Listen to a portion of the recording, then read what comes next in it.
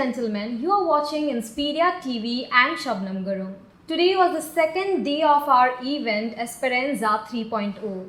And in the world of journalism, our guest today is a ray of hope for rural India. Neetu Singh is the founder of Shades of Rural India, and she particularly focuses on women's empowerment and gender-based violence. So let's delve into her journalism journey and insights. Hello ma'am. Thank you. पहला सवाल मेरा आपसे यह है कि आपको हम लोगों का इवेंट कैसा लगा, मीडिया इवेंट?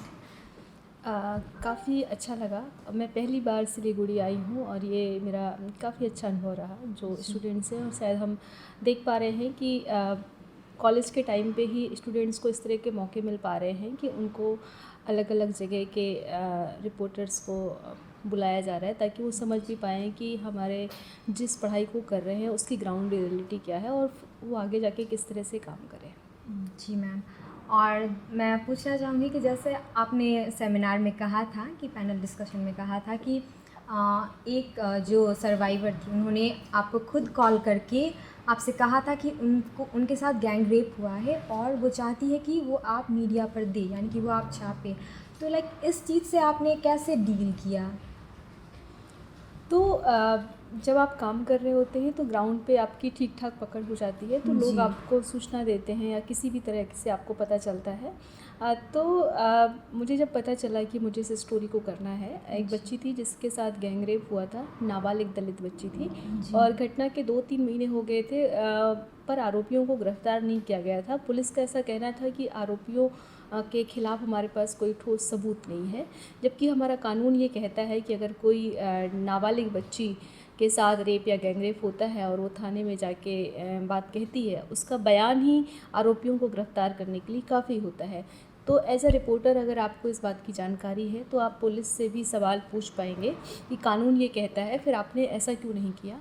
तो जब इस स्टोरी को हमें पता चला तो हमने इस स्टोरी को करने में करीब 3-4 दिन लगाए और हमारे लिए भी मुश्किल था कि हम इसमें क्या नया एंगल दें, क्योंकि 3 महीने पुरानी स्टोरी हो चुकी थी। पर जब हमने इस स्टोरी को किया तो उसका इम्पैक्ट ये हुआ, उसी समय आर्टिकल 15 मूवी भी रिलीज़ हुई थी कि तो जो इस स्टोरी की कहानी थी वो लगभग आर्टिकल 15 से मिलती जुलती थी, क्योंकि जो आरोपी थे वो दबंग थे, उनके पास पैसा था और पीड़िता जो थी, सर्वाइवर जो थी, वो बहुत ही शेड्यूल कास्ट की थी और बहुत गरीब परिवार की थी। तो जो हम आर्टिकल 15 में दबंगई देखते हैं और कैसे जो आयुष्मान खुराना है कैसे जाके बचाता है, तो उसी हिसाब से हमने शेडिंग को डाला था कि और कितनी बनेंगी आर्टिकल 15। एक 15 साल की दलित बच्ची को ये सबूत देना है कि उसके साथ गैंग रेप हुआ है।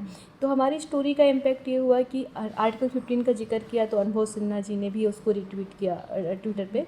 तो फिर उसके बाद से जो उसका रिट्वीट का जो दायरा था वो बढ़ता गया और खबर पब्लिश होने के 24 घंटे के अंदर आरोपी को गिरफ्तार कर लिया गया था।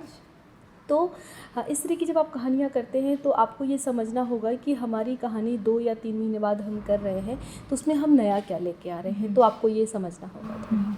जी मैम, आपका बहुत शुक्रिया। वैसे आपने वो न्यूज़ को कवर किया जिस वजह से लोग जान पाए। और फिर मैं आपसे पूछना चाहूँगी कि आपने कहा कि आप लाइक विलेज से हैं और वहाँ पर ऐसे लोग नहीं हैं कि जो जर्नलिस्ट बने, और यहाँ पर बहुत सारे ऐसे लोग हैं, जैसे कि मैं भी खुद को इंक्लूड करना चाहूँगी क्योंकि मैं भी एक विलेज से हूँ, मैं भी एक गांव से हूँ और मैं भी जर्नलिस्ट बनना चाहती हूँ। ऐसे ही मेरे जैसे बहुत लोग हैं, तो आप उनको कैसे मोटिवेट करना चाहेंगे कुछ उनके लिए? मुझे लगता है कि अगर आप जर्नलिज़्म बैकग्राउंड में आ रहे हैं तो आपको पहले से अपना एक बार जो आपका इंटरेस्ट फील्ड है वो आप डिसाइड कर लें कि आपको अच्छा क्या लगता है करना और किस फील्ड में आपका इंटरेस्ट है। अगर आपने ये डिसाइड कर लिया तो आपके लिए काफ़ी आसान हो जाएगा। तो जो भी स्टूडेंट्स जो रूरल बैकग्राउंड से हैं, मेरा अनुभव पिछले कुछ सालों का ये कहता है कि आने वाले समय में जो ग्रामीण पत्रकारिता है, जो रूरल जर्नलिज्म है, इस पे काफ़ी कुछ डिपेंडेंट है, क्योंकि हमारे देश की एक बड़ी आबादी गांव में रहती है और एक टाइम था कि गाँव के मुद्दे मेन स्ट्रीम मीडिया में जगह नहीं बना पाते थे, इनफैक्ट अभी भी नहीं बना पा रहे हैं।